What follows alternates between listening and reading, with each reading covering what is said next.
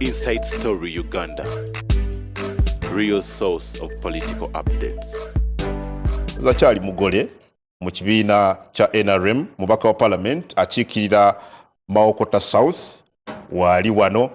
Tulina muganda wange Honorable Charles Romushana muna barometer bwetuba buli lunaku bwe ruti wano. Njagala tutandike butereevu ne Honorable Brandon Kintu. Well, Honorable oli mukulembeze mu NRM. Olusirikale wa mu butongole mwategeeza luggulwawo olunaku olw'enkya. Samunana. Well, tandika na kutusigira kifaananyi butya bwe twatuuse ku nteekateeka ze tulaba na biki bye tubasuubira okubeera nga mukola mu lusirikale luno. Okusookera ddala Kyankwanzi bagiyita National Leadership Institute, ettendekero eryekubangula ebyobufuzi. Kyankwanzi si National NRM Institute. Era kyova olaba olwaleero kino kibadde kya njawulo nti tuyiseeyo n'ababaka abalala. Era invitations ezinaba kukoma abamu baba bagadde bakyasobola okugenda. One, ababaka abalonde ba parliament ye-12 bakava mu kalulu. Kano kalombolombo nti baba bava mu bululu batuulako mu lusirika. Ekisooka bateekwa okutegeeragana. Bavudde mu constituencies ez'enjawulo.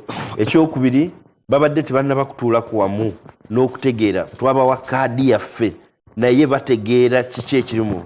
Kungu eri abantu abamu ababazi b'ebitabo ng'agamba wano NRM y'empisawo kaŋŋende olw'okubanga yagadde okujja mu paalamenti n'ayitirawo awo.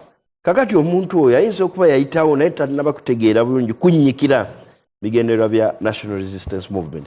Kati ewiiki eno agenda kuyambibwa ategeere nti nafuna kaadi eno naye entambula bwenti ne bwenti. Ekintu ekirala nga bw'olabye program kubanga nze ndi product ya Kyankwanzi naffe bwe twali abapa twayigairawo gye najja obuvumu okujja okusaba akalulu okubeera spokesperson kubanga bannonda tebampa appointment. Okay. So nako kyongera okubangulako jjukira bulungi nti NRM fo tuvunaanyizibwako manifesto yaffe babalengeze nti mujja mu mulimu naye tweyama emyaka 5 bwe muba muli kuteesa kino na kino kyekiri mu manifesto tuwakinge hard kubanga ffenna tekokoleramu collectively nti bajja kunenya nti ffe gavumenti ya NRM n'okumanya nti enkola y'ebibiina ebeera etya bwe muba mukkirizaganyiza nga muli kusosowaza ensonga mutambulira wamu. So mu bumpimpi eyo enteekateeka kyova olaba emisomo mingi n'abantu ab'enjawulo ebyo nebigenda extra mile nti babasomesanga ababaka jjukira bakava mu kalulu eyinza okuba oli omu avudde Bukomansimbi avudde Kitanaaba naye okutegeera nti ng'omubaka bw'onaaba otuuse weeyisa otya. Muze mubikola bulijjo. Era biteekwa okukolebwa. Ababaka bano mwabatutte kubabangula oba kubajjako kwerowooleza? Eyo ndowooza yammwe nti kubajjako. Nkuwadde wano preamble nga ntandika nti ababaka bano bonna babadde tebannaba kwetegeera bakava mu kalulu. Ne Bayibuli egamba laba bwe kiri ekirungi abooluganda okubeera awamu. Bw'obanga omanyi lwaki tufunamu obuzibu nti bano tukkirizaganyiza nabo twagala bategeere wanu nti balina obuvunaanyizibwa okutuukiriza manifesto ya NRM kubanga bagenda kutuula mu ssiga erikola gavumenti. Kaakati okwo si kubajja ku mutwe naye kubategeeza nti ngaffe NRM bino bye biruubirirwa byaffe. Era bimulina okuwagira. Honorable Brandon, mubaga nti bino bye bigendererwa byaffe ng'ekibiina era bimulina okuwagira. Normally bwe tulabye retreat season zimubadde nazo kyemuteesaako wali bwe mwagala batambulire. Whoever goes against that becomes a rebel, mumuyita amannya gonna n'ebirala. Ababaka mubatwala ddala kubabangula oba kubajjako kulaba bintu nga bwe balowooza? Enkola y'ebibiina byonna ekyo nakyo bagenda kuyigizibwa okutegeera ebibiina bw'oba multiparty okola otya emirimu. Ekibiina bwe kiba ne position muteekwa okwaguringa ne position. However bwe mubaamu n'obutakkaanya ffe mu caucus eyo tetutuula butuuzi. Nkubiriza caucus tugaana okukkizaganya ekintu oluusi ne bagamba kakati tukituddeko tuddeyo. Era abamu ne bajja n'amagezi ne tutereezaamu ne tuba ne position. Naye olw'okubanga mulina endowooza egamba ab'NRM bwe bagenda ffe tukkirizaganya tuwakana. We stand over oluusi tubeera ne special caucuses. So tetuli bajja kate nkuwadde preamble. Abamu abayise baali bakansala nga baba ku district oba ba sub county. Abamu babadde ba businessmen. Abamu basumba.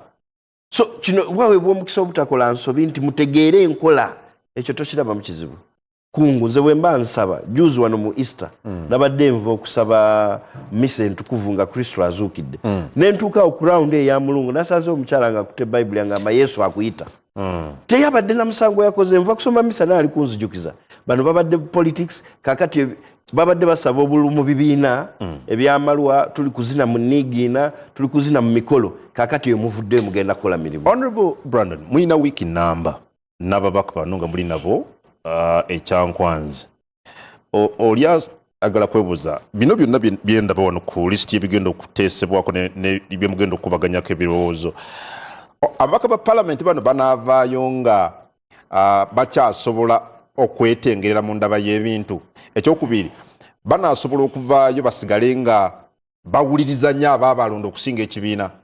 Okusookera ddala palamenti si yarigenda ekyankwazi babaka abalonde tebanna bakufuuka tebanna bakulayira so saagala obeere waredi nti banagenda tuleme ku preemptinga baligenda okutegeera one mu kulikeyo mu kalulu bw'oba tomanyi NRM nga wajja ng'ofunye bufunye kufuna kifo eno yenkola yaffe ekyokulabirako nze omutwe gwange bagunzijako ni product ya kyankwanzi era ekyankwanzi ewiiki esatu ezo bamangula gye najja obuvumu n'okwetengerera so eri institute nga naawe kungo osobola okugendayo n'abantu bonna basobola okugendayo tuleme kulowoozesa abantu nti babajjako omutwe no bwe tujja mu palamenti nga tukola tubaga amateeka oba tukola any legislation tuba collective wamu nga but still we've not answered ng'abantu maze okuba nabo bana babaka ne bateekamu bino byonna tewali kye tuli bateekamu awo ndi kwagala okujja eno orientation yes but you see orientation ne bw'otunuulira ideology y'ekibiina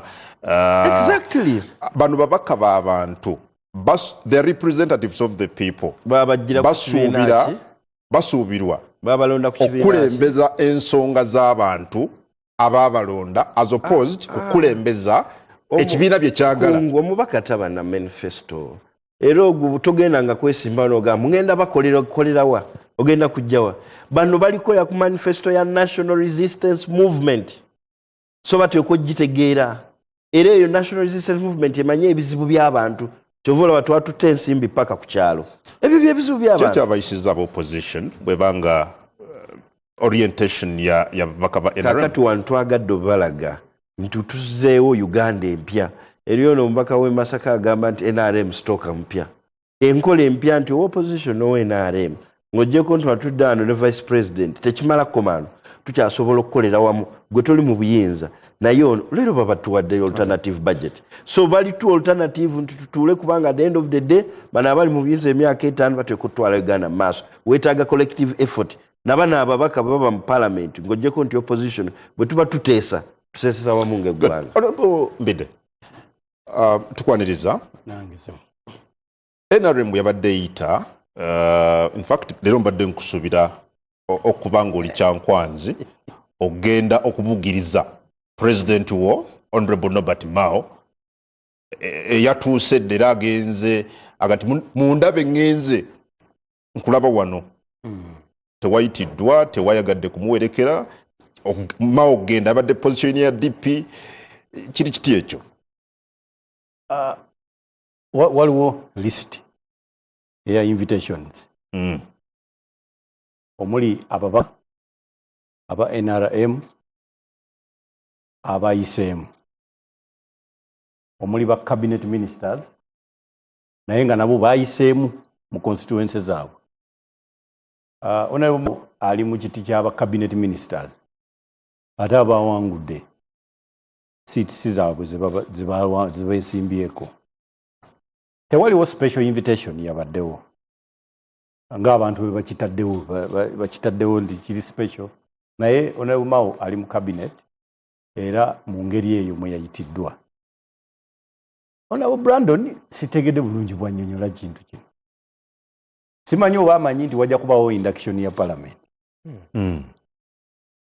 kati waliwo a very thin line by the way waliwo simanyi akalayini katono nnyo wakati w'ekibiina ekiri mu buyinza okukolagana obulungi n'ababaka baakyo aba palamenti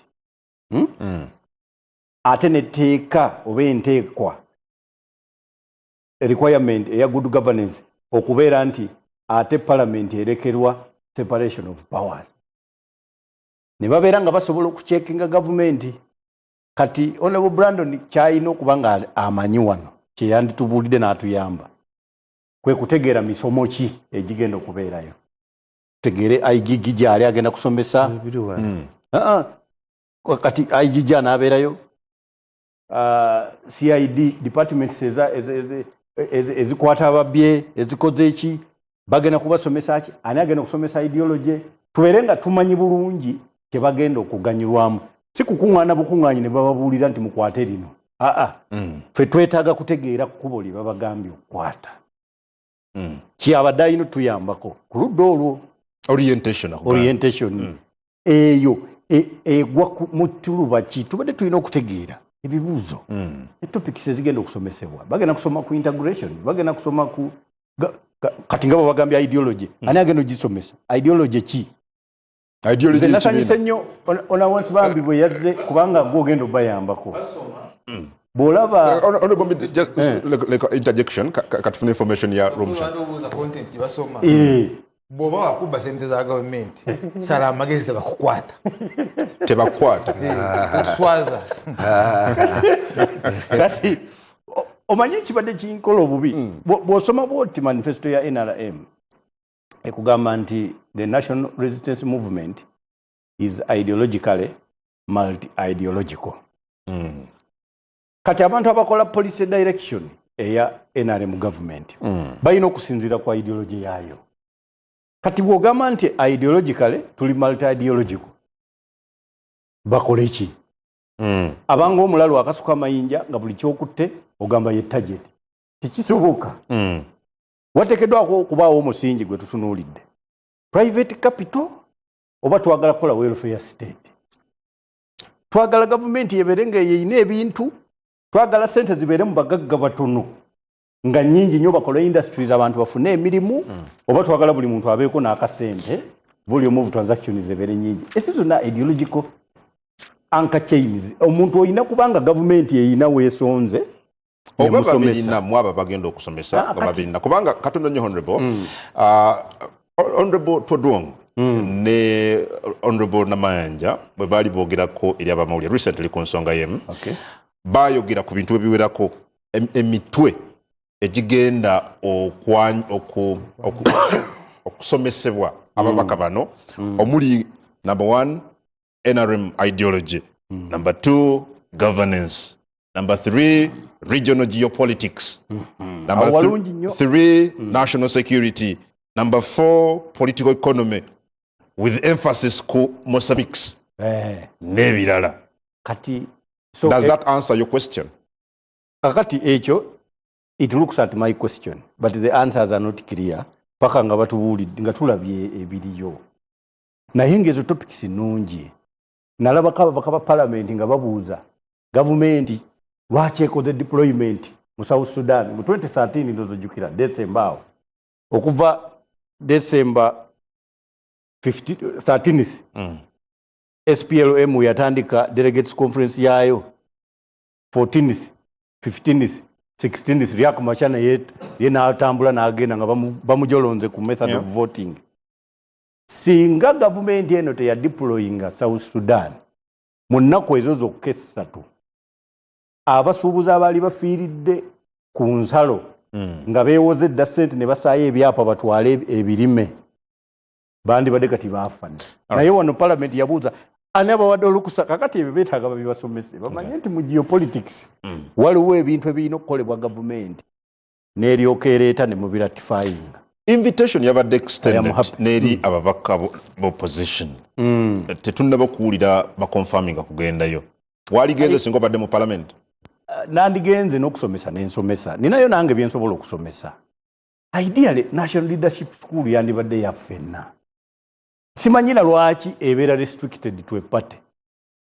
Era bwe baba batandise obayita ako kabonero kalungi naye n'abasomesa era balina okubanga nabo babajje mu buli kifo ekyobukugu n'obumanyi si bya bufuzi bino mobilization bafuna omumanyi mu kintu najja asomesa kuba eggwanga lyetaaga now re-alignment. Tewali akulimba nti abali ku ludda oluvuganya balina obumanyi ku kuvuganya si kituufu. Okay. N'abali ku ludda olukulembera si bonna nti balina obumanyi okukulembera. Twetaagayo obusomesa ku bintu bino mu bantu abali mu practice yaabwe. Nagende wa Honorable Nsibambi. Honorable Mbidde, bw'otunuulira NRM kyeri mu kukola oyinza nti kuteekateeka amagye gaayo and I'm putting amagye in quotes. Mwe abavuganya musobola mutya okweŋŋanga ejje eriri well coordinated bwe lityo Parliament egenda kutandika bo bali mu kuteekateeka butya eggwanga bwe ligenda okutambula nabo? Kati ekiriwo ekyamazima tewaliwo kuvuganya kuliwo. Kati omulimu omukulu nakugamba wano nti gavumenti ya NRM kati eweereddwa ensolo ettiddwa neweebwa n'ekyambe yemanya bwegenda okitema. Oludda oluvuganya tetuli unanimous. Tetulina kukkaanya ffenna wamu ti Museveni agende, si kituufu. Abamu twagamba asigalewo. Ekyokubiri tetulina kukkaanya kwani ayina muddira mu bigere singa yabadde agenda. Buli kibiina kyaleeta omuntu. Kati tosobola kugenda mu population eri n'obagamba omusajja aveeko ne bakubuuza tuwaani t'omu ku bano bonna. Kati ekyo kiraga nti era naffe twali tetutegeera. So n'olwekyo opposition yo nga yo kati omupiira guno gwagaanye. Kati ate omupiira guli wakati wa gavumenti okutuwa we forward esinga. So buli tuwulira nga bagenda kusomesebwa tugamba waayo ndooza babiyige. Okay. Waliwo ebyetaaga okukyuka naye nga be babisazeewo. Good. Honorable Nsibambi, yes okyali mugole mu NRM, but bw'otunuulira ensirika nga zino oba retreats nga zino Parliament, tukyasobola nti Parliament eri independent yeetengeredde nga decisions ez'enkizo tikatutunulira myaka 5 gigenda kutambula gitya mu by'obukulembeze mu nzirukanya ya Parliament nga tulaba ensonga enkulu ziri shaped nga baka basinzire kyankwanza b'ekibiina ekisinga obunene. Abatuuliza mbalamusizza mu linnya lya Mukama Katonda. Njagala njogere ku nsonga eno ng'omusomesa asomeseza emyaka egisuuka mu 10 governance naye nga ya bitongole erina akalandira n'enkwaso ku kino ekigenda mu maaso. Mu kusookera nga Honorable Brandon mukama wange era omwogezi bw'akirambise, omusomo guno gw'ekyankwanzi si musomo gwa gavumenti, musomo ogukwatagana n'ekibiina ekisinga amaanyi mu ggwanga NRM, nga kyetaagisa gubeerewo ne bwe guba guli ku ssa ya kibiina nga tegugenze mu bibiina birala. Ffe mukulu kungu ababadde mu kulonda kuno okw'obululu, ndowooza ffenna aboogera wano buli muntu yali abuyiseemu. Lwakuba nti mukulu w'omushana bwe baayitiramu ng'abantu obwongo si bwe buno bw'osanga bwe tuliyiseemu ffe. Buli bwali bwanjawulo ku buno? Buli bwali bwanjawulo. Honorable omushana yajja nga mwana muto ne bamugeraageranya n'omuntu ate yandibadde omugagga omusinga ne bamulonda n'akola bulungi. Kino ekigenda mu maaso kirala nnyo. Nze ewange tebanziba ne bampangula naye nategeera okumpangula wakkiriza nti saawa 4 za kiro ne ngamba kisoboka kitya naye n'okutuuka kati simanyi lwaki bakola ki. Wategeera kiro? Saawa 4 nava eri ne wa maama wange nga yaŋŋambye banange tulina okukolawo wano edduwa twebaze nenvuga tobona nga dadi buwama ne ngamba buwama ti buwama batuwangudde bwomu kutunula ku kompyuta nga sibitegeera naye ate nga tebanzibye. Kakati abantu tebakulonda bulonzi. Entegeera y'abalonzi ndala nnyo etambula. Kati bw'oleeta abantu b'oleese nga bayise mu sisitimu eyo nabo tebeetegeera lwaki bali mu house. Kati bazze oli ajjira kuliira ku ndagala, endagala okuliirako olwala naye nga kyekyamuwanguza nti oyo atufaanana kubanga aliira wano ku ndagala. Omala agula emmamba naga enoza omunnyo. Kakati oli n'alonda kalulu kamamba kunoga munnyo nenga mu parliament waliyo mamba kakati olwanamusanga naga nti kuba akabonero oba gamba Allahu Akbar nti oyo muwadde kakati bw'oba olina ekintabuli saagala bayita katogo ne ekintabuli ekyababaka bavudde mu mbeera eyo ate ng'olina manifesto gwe nga pate n'okutambuza emirimu eriko bamukulu kungu ono profesa agamba nti eno gundi badde batera wano stock exchange kakati oleese omusajja yajja mu parliament kubanga emamba enoza omunnyo ali awo n'oleeta omulala azina kyalenga n'oleeta omulala kakati oba olina obbaga nti bannange kino kye tulimu kyakukola mirimu gya ggwanga gitambula bwe tuti ate bwe tuba tuwanika omukono sipiika bw'aba ayogera abaali alina ripooti yavudde mu kakiiko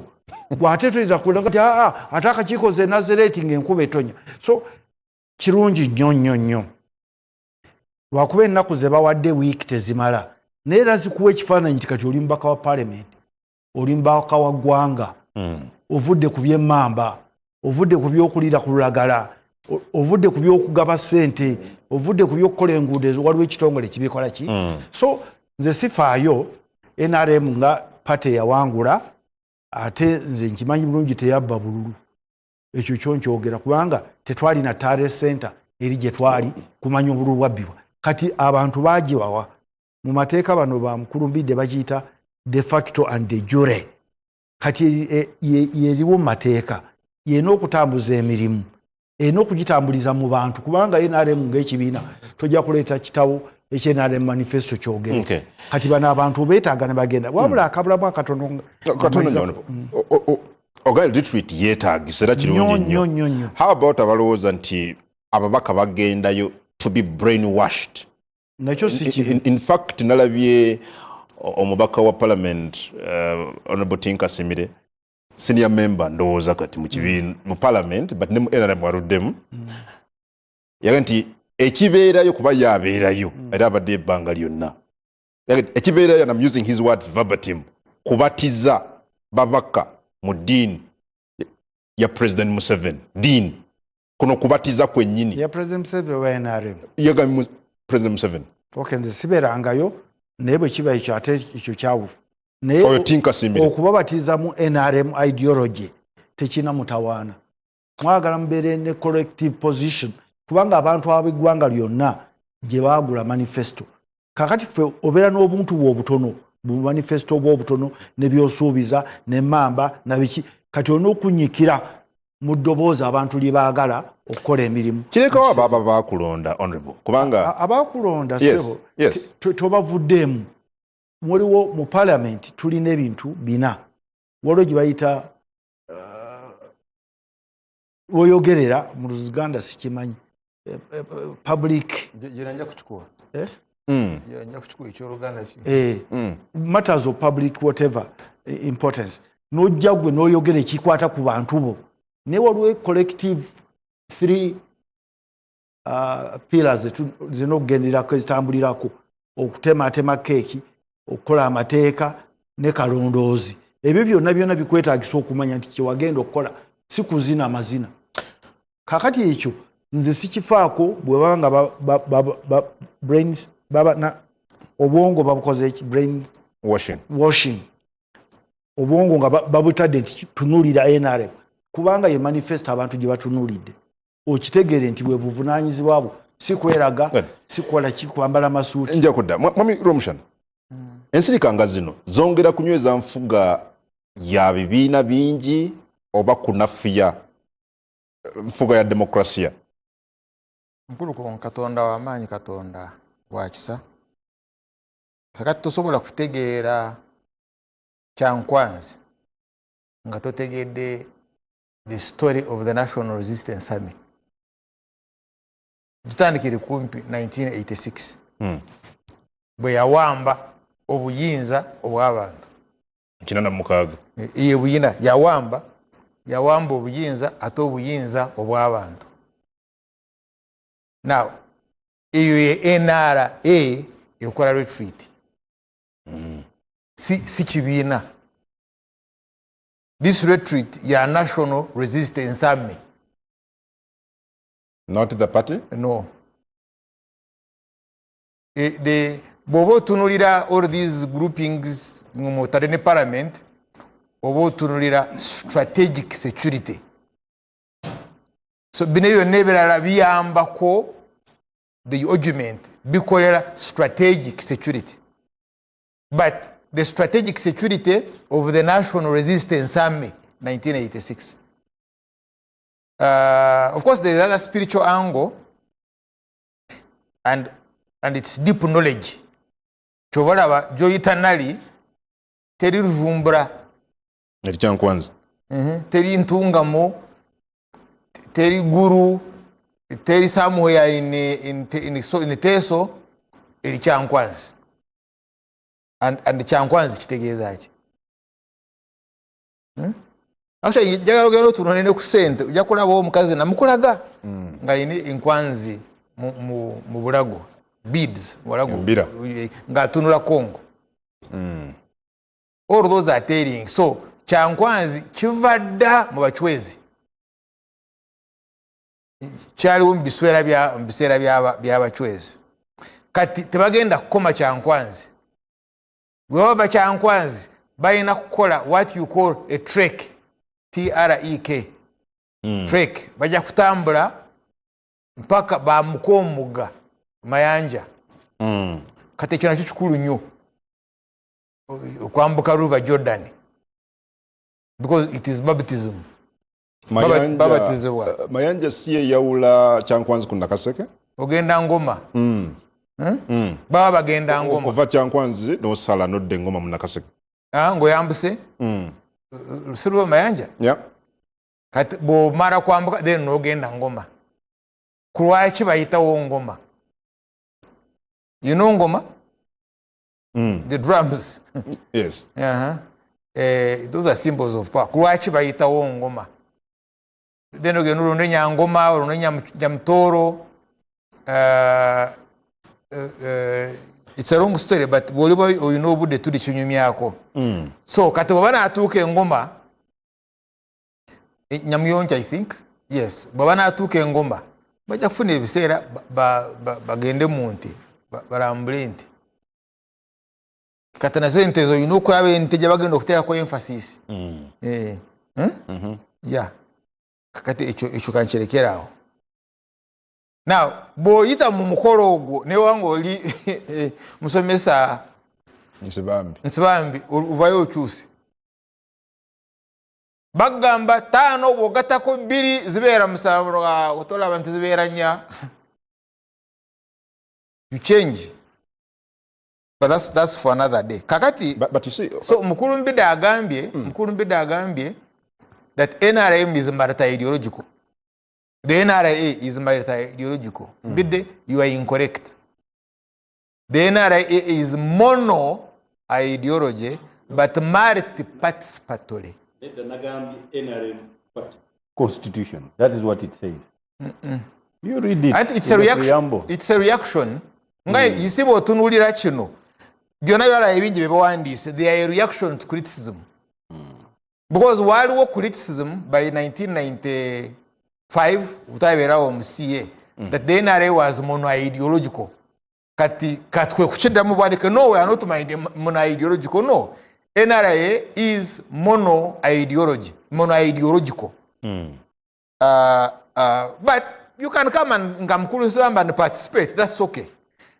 You have a right to come and participate, but you don't have a right to come and think. Chovola bogama nkandowooze ndeete ndowooza bakuyita rebel. That's why they call lines. You've heard our line, our collect line. You get? There is them, there is us.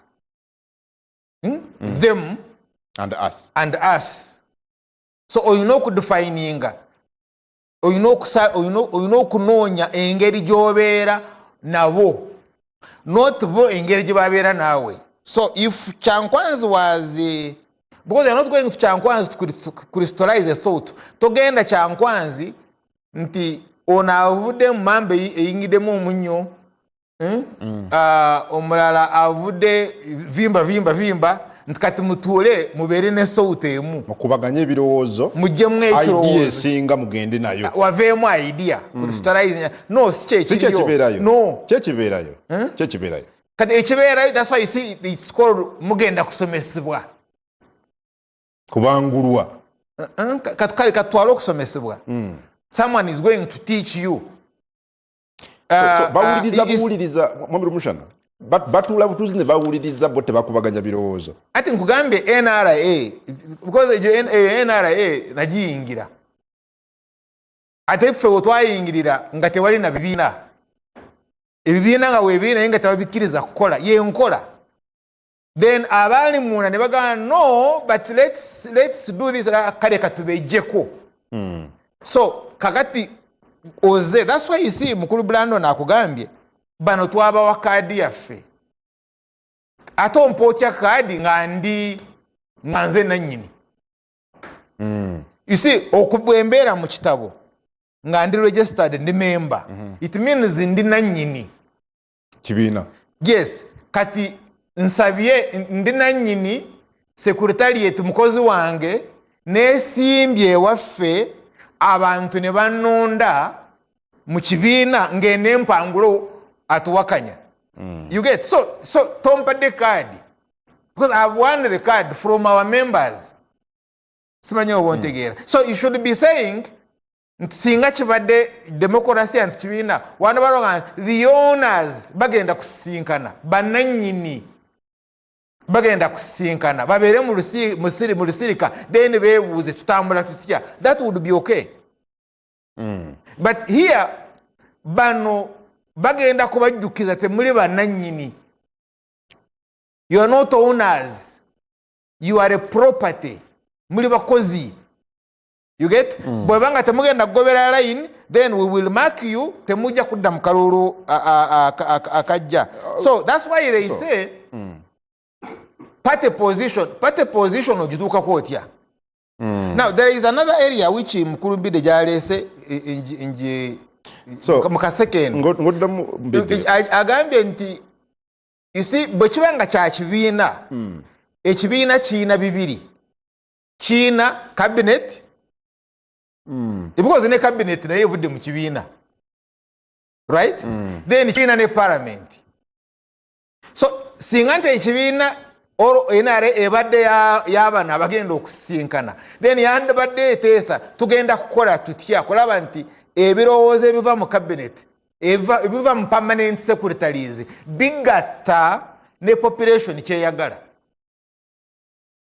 simanyi obontegeera but you see it doesn't work like that here mubaire assembled okubabuulira ekisaliddwawo and I will give an example mu kulonda speaker chairperson wa Constituent Assembly batuga tusazeewo bali batuwadde amanyi 5 naye message yajja kokasi esazeewo mukulu wa Pakabulu where was not kakati line is kulonda wa Pakabulu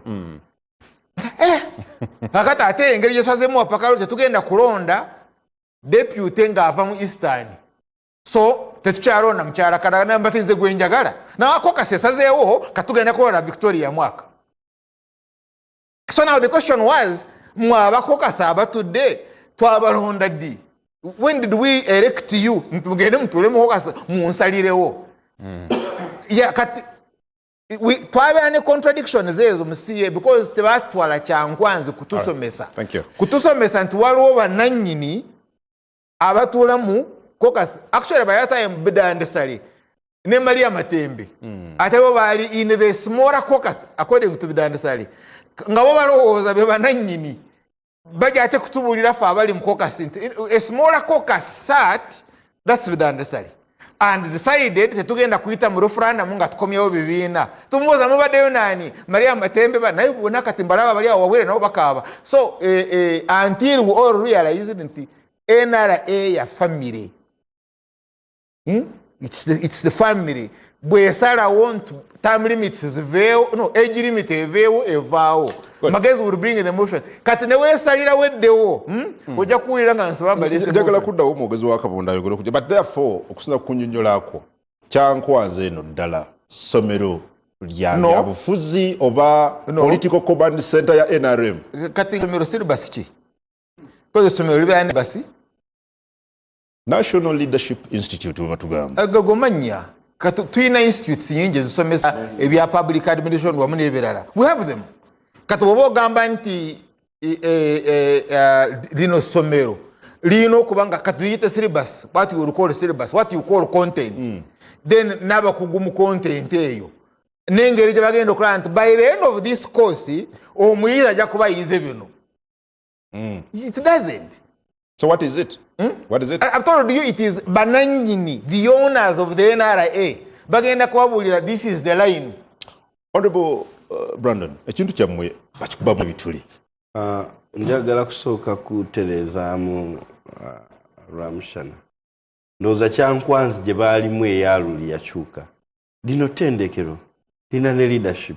Era waliwo program. Lisomesa kyakubuuziza nti Ttendekero curriculum eriwa, syllabus eriwa. Oba oyagala okuba interested ogenda. Nze naye njagala kugenda okusoma mu Oxford nagenda ne ndaba programs. Nembeera enrolled. Kakati ate Kyankwanzi tebeerayo na programu nga babaka be baliyo. Institute running every day. Every day your programs. Ba permanent secretaries bagenda, ba LC3s bagenda, ba sub county chiefs bagenda yo. Buli omu it runs every day. Tebeerayo nti babaka lwakubanga mugiwulira nti abaka bagenzeyo. Ate Kyankwanzi tebeerangako nti eri affiliated ku NRM. Aba DP, aba PFF bakeere basabe. Ngaddi bwe bagendayo. Anti tebagenda tetujja bakaka. Basabe bagende babeere trend eyo bias era eyo mindset. Honorable Nsibambi akunyonyodde bulungi. Actually eri ekintu kyandesize eriyo chairman wange gwe nalaba nga ali kusima ntaana. Nasimira ddala si byakwegezaamu. Nebo basajja baga nti omusajja musimi wa ntaana mulungi. Nze mbadde ndi government whip. Ndi kujjira wano. Ndi government whip. Whipping ababaka mu parliament. Eriyo omuntu ajjanga abadde ayogererako gino egy'okwanjula. Era bw'akubawo ekigambo n'agamba nti oyo bw'aba musoga ati omusaadde adda kusobola parliament. Kakati we n'ensisinkana eri very very important. And you think mu nnaku 5 oba 6 mugenda kuba mumaze ebintu bino? Tewali kitasoboka bwe tuba tuprocessinga bill tuli mandated nnaku 45. Naye bwe tuyita mu mateeka ne mu wiiki tugiprocessinga neggwa. Well, but mu kusomesa waliwo kye tuyita outcomes. Nti at the end of it all omuyizi ono asomeseddwa ajja kuba asobola okukola A, B, C, D. Ababaka bammwe after 8 days nga mulina b'Ekyankwanzi biki bye mubasuubiramu kubanga basobola? Nze nakwadde ekyokulabirako nti nze gw'oli kwogera naye wano ndi product. Era skills zino okujja okusaba obwogezi nabijja Kyankwanzi. Tuleme kubasuubiza nga tebannaba. Day one leero baripooti nze. Ffe abamu tugendagendayo enkya abamu tugenda ku Friday. Tusooke tulabe naye eno setup ey'omuntu okutegeera obuvunaanyizibwa bwe. Onabe mbidde wano agambye nti manyi nti eriyo induction manyi. Kubanga batusomesa nti omubaka okwata otya table etiquettes. Nti okwata otya oli otya emmere toviibaana. So ebyo byonna tusooke tulinde tulabe. Tuleme kubeera biased. Well, but bw'oba ng'owuliriza bulungi Mwami Rwomushana akugambye nti ekibeera eri abatono kye basalawo. Mwami Rwomushana yakoma dda buuza ffe twabaddeyo jjo. Abatono kye basalawo. Mubuuze yasembadde ogende Kyankwanzi. Tekiriiyo. Bapakira bupakizi mu mitwe gy'ababaka. It's not there, it doesn't happen. Mbadde Kyankwanzi several times era ngambye myamwe product. Nze bampampinga ki? Bye yaliko byadda.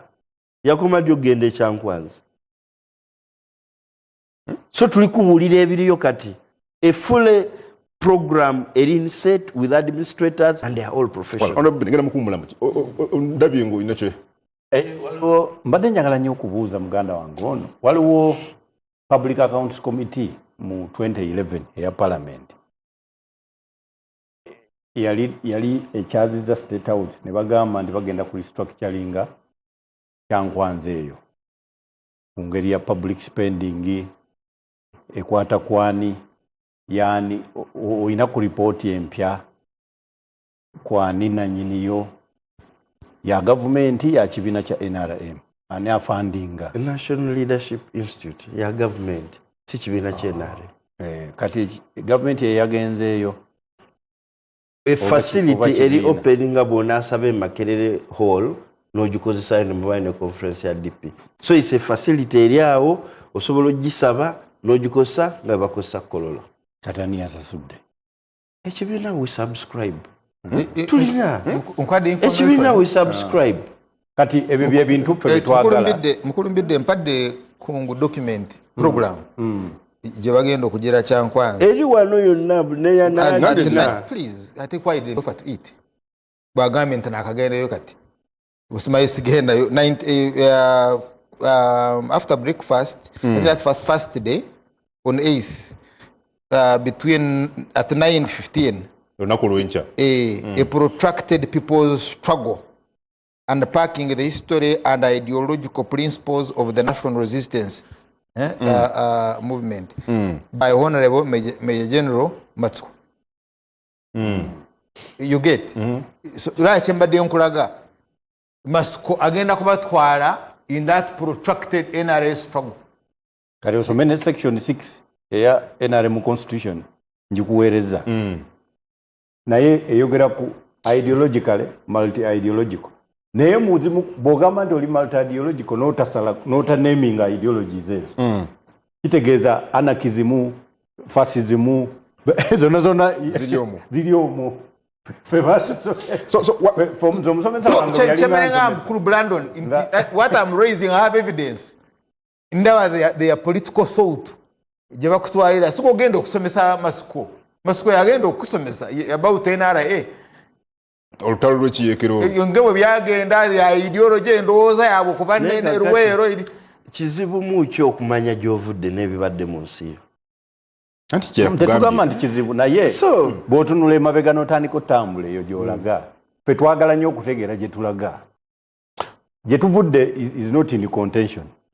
It is agreed. Kati kiringa wanza okuddaawo n'ompa lecture ku colonialism. Kati nze mmanyi we have consensus on colonialism. well njagala kujjawo nsembi zino honorable nja kujja honorable Nsibambi but katusoke tukole ku nsembi katono bwe tujja ebibuuzo bikyali bingi